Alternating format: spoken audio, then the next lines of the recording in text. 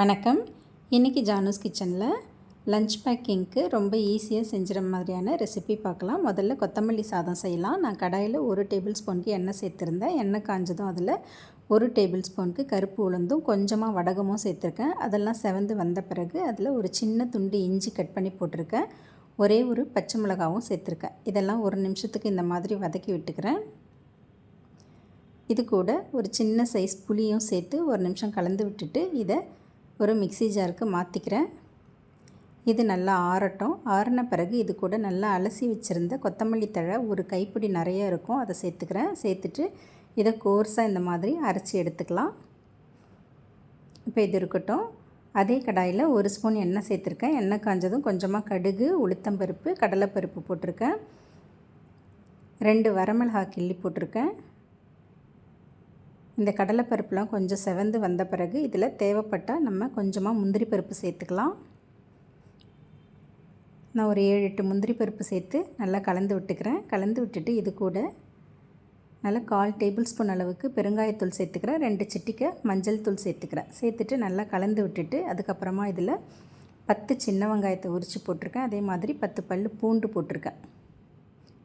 கொஞ்சமாக கருவேப்பிலை சேர்த்துக்கலாம். சேர்த்துட்டு எல்லாத்தையும் கலந்து விட்டுடுறேன். இந்த மாதிரி கலந்து விட்ட பிறகு நம்ம அரைச்சி வச்சுருந்த அந்த கொத்தமல்லி தழையை எடுத்து அதில் சேர்த்துக்கலாம். சேர்த்துட்டு ஒரு வாட்டி கலந்து கொடுத்துட்றேன்.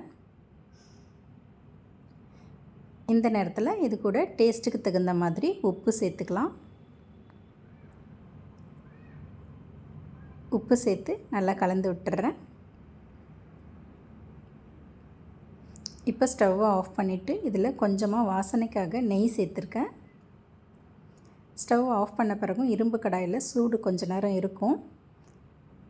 இப்போ இது கூட 1 கப் அளவுக்கு நல்லா உதிரி உதிரியாக வடித்து வச்சுருந்த சாதத்தை சேர்த்து நல்லா கலந்து விட்டுக்கலாம். அவ்வளோதாங்க, ஒரு அருமையான டேஸ்ட்டில் கொத்தமல்லி சாதம் ரெடி ஆகிடுச்சு. இப்போ இதுக்கு சைட் டிஷ்ஷாக முட்டை வறுவல் செய்யலாம். நான் தோசை தவாவில் 1 டேபிள் ஸ்பூன் அளவுக்கு எண்ணெய் சேர்த்துருந்தேன். எண்ணெய் காஞ்சதும் அதில் நுணுக்கி வச்சுருந்த பெருஞ்சீரகம் கொஞ்சம் சேர்த்துக்கிறேன். 2 சிட்டிகை மஞ்சள் தூள் சேர்த்துக்கிறேன். வீட்டில் அரைச்ச குழம்பு மிளகாய் தூள் 3/4 டேபிள் ஸ்பூன் சேர்த்துக்கிட்டு டேஸ்ட்டுக்கு தகுந்த மாதிரி உப்பு சேர்த்துக்கிறேன்.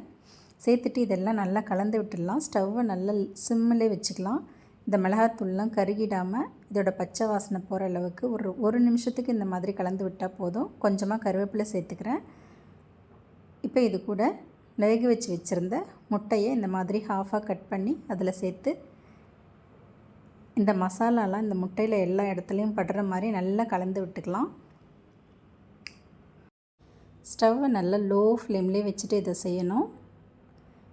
இந்த மாதிரி 2-3 வாட்டி திருப்பி திருப்பி போட்டு இந்த மிளகாத்தூள் எல்லாம் காரம்லாம் உள்ளே ஏறுற மாதிரி நல்லா கலந்து விட்டுக்கலாம்.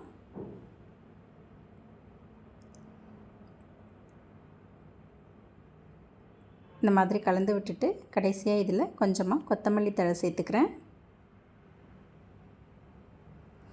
அவ்வளோதாங்க, ஒரு டேஸ்டான முட்டை வறுவலும் ரெடி ஆகிடுச்சு. இந்த ஸ்கூலுக்கு போகிற குழந்தைங்களுக்கெல்லாம் லஞ்ச் பேக்கிங்க்கு காலையில் இதை ஈஸியாக செஞ்சு கொடுத்துடலாம். ரொம்ப டைம் எடுக்காது, ரொம்ப டேஸ்ட்டாகவும் இருக்கும். கொத்தமல்லி சாதமும் முட்டை வறுவலும். தேங்க்ஸ் ஃபார் வாட்சிங்.